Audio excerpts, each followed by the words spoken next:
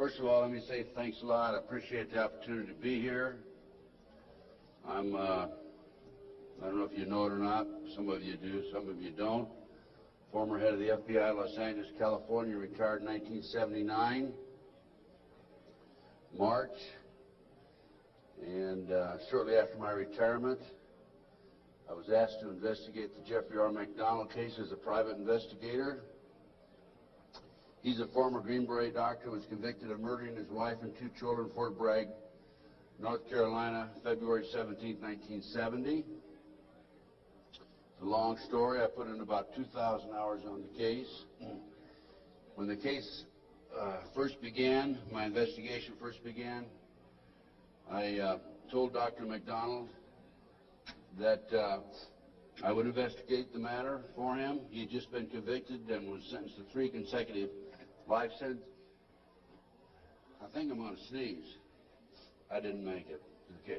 3 consecutive life sentences. I told him if I found out that he was guilty, I would no longer be on the case. I would drop my investigation.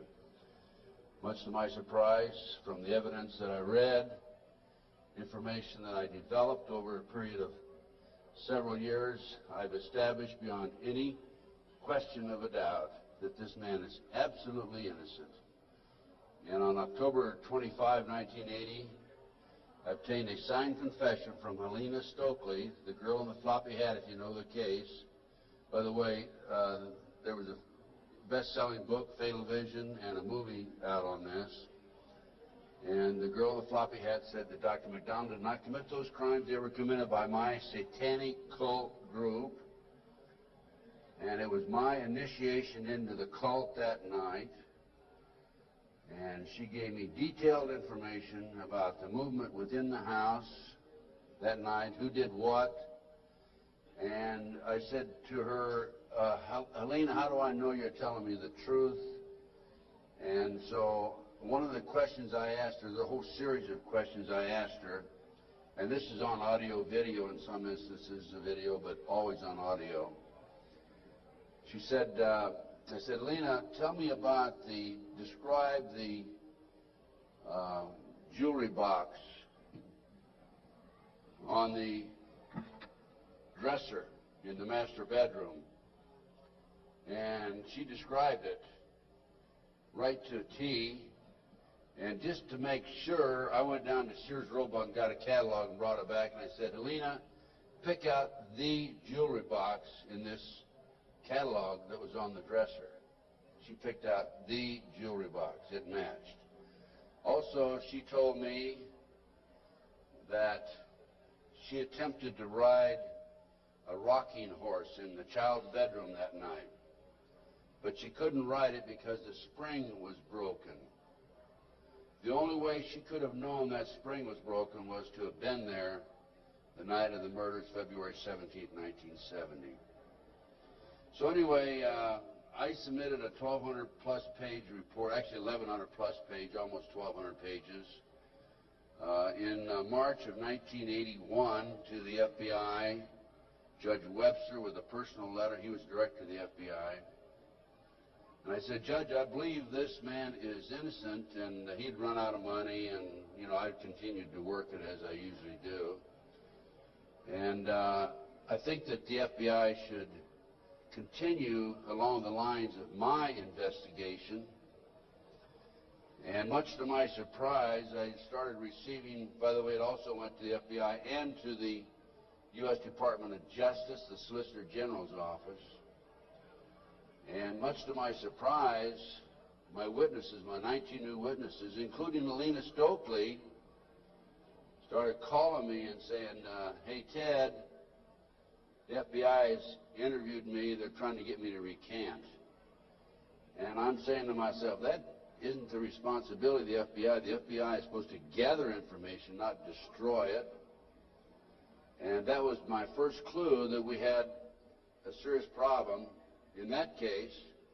And then I continued on, and I had a number of other cases that I handled privately. And in each instance, I noticed evidence was lost, destroyed, stolen. I noticed that there were strong indications of corruption. So I asked myself, now what's going on here? And over the years, I started gathering material until about 2 years ago. Up until about 2 years ago, I kept saying there's a loose-knit network operating in this country involving drugs, pedophilia, pornography, prostitution, corruption, etc., etc. 2 years ago, from my research, I'm convinced it's much more serious than that. It's more than a loose-knit network. It is a conspiracy. And you know how the news media comes after us when we use the word C, conspiracy, that C word. Well, they can come after me all they like, because I guarantee you right here and now we do have a conspiracy, and I'm going to prove it to you here today. Now, one of the things that convinced me and really got me started in this regard, by the way, this conspiracy involves pornography, drugs, corruption, involves pedophilia, involves organized child kidnapping rings, the finders out of Washington, D.C., CIA cover, covert operation, involved in the international trafficking of children, terrorism, bank accounts, and it goes on and on. By the way, I strongly urge you to go to my booth after this lecture and get my research, my book and my research on missing children. We're going to go into that a little bit in the lecture. But my missing children lecture documents that the finders, an organization in Washington, D.C., this CIA front. It's a covert operation. They're involved in the international trafficking of children. And I have a U.S. Customs report, official U.S. Customs report, in my book on the missing children. So I urge you to get it. It's only $10.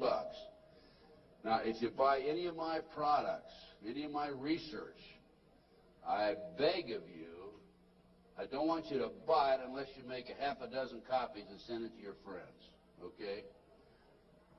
The name of the game with me is not copyright. I could care less about copyright. The name of the game is education, education, education. We need to know what's going on in this country today. So anything, any of my research that you buy, please make copies and get them out to your friends. That's what it's all about.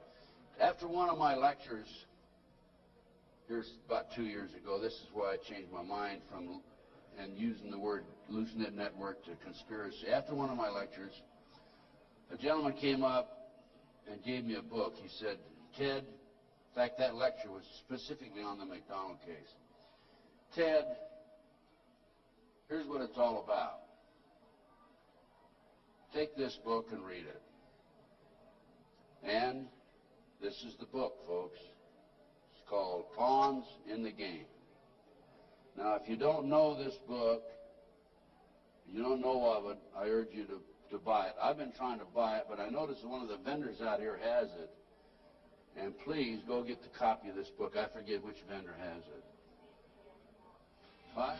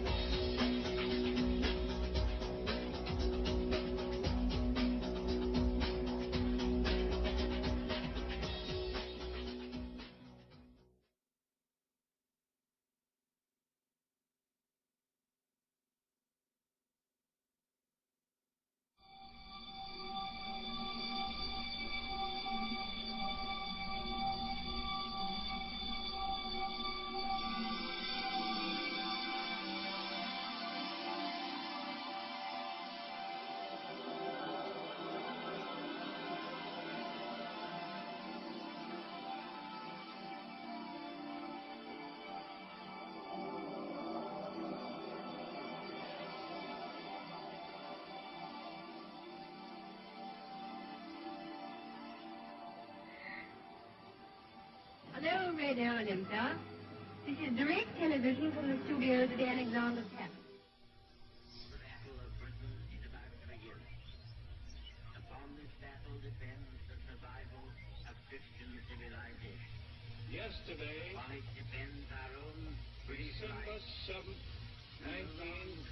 1941, a date which will live in infamy. Men will still say, this was their final hour. Sir William Crookes was a highly respected physicist in the Victorian era. Crookes not only attended dark mirror rituals at the Golden Dawn, but was also a leading member of the Society for Psychical Research. Sir William Crookes had invented several devices which could measure the existence of tiny elementary particles, such as electrons. Sir William Crookes believed that spirits in the ether were capable of moving small primary particles such as electrons and protons. William Crookes developed the cathode ray tube, the most important element to a modern television, firing billions of electrons at a glass screen covered in phosphorus. These pioneering experiments produced amorphous, fuzzy speckles on a glass screen.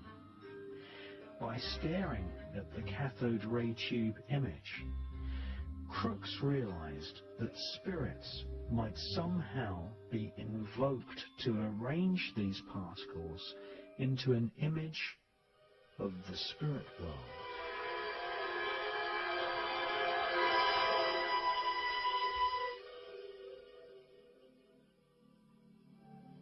Crookes experimented with the cathode ray tube and placed a Maltese cross inside it and bombarded it with streams of electrons. The Maltese cross is an ancient emblem used by magicians, Kabbalists, Royal Satanists, Nazis, and the infamous American Phi Beta Kappa secret society. Crookes managed to project a shadowy image at the other end of the cathode ray tube, which was the first ever electrically created image known to man.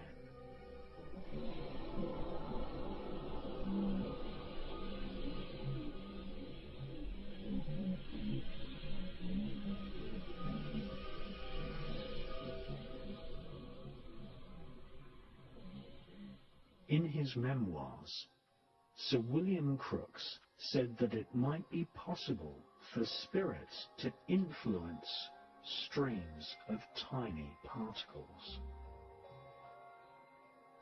Sir William Crookes would go on to become president of the Society for Psychical Research and inspired Sir Oliver Lodge's research into the ether and the spirit world.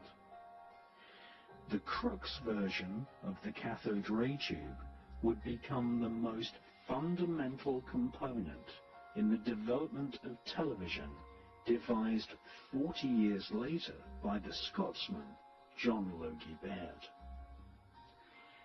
Television, an invention which would eventually enslave and hypnotize the entire world, was inspired in part by research into the spirit world.